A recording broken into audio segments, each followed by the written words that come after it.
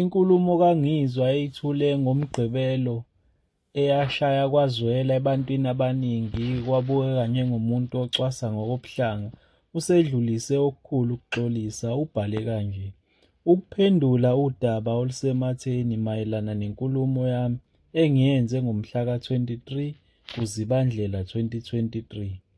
Ngiyanibingelela nonke enhla nasezansi ezweni laseNingizimu ne-Afrika.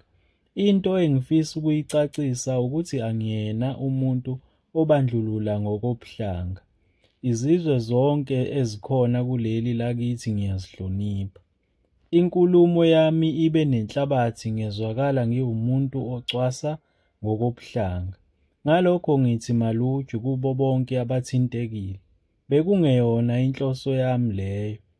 Ngiyayihoxisa ngokungenambandela.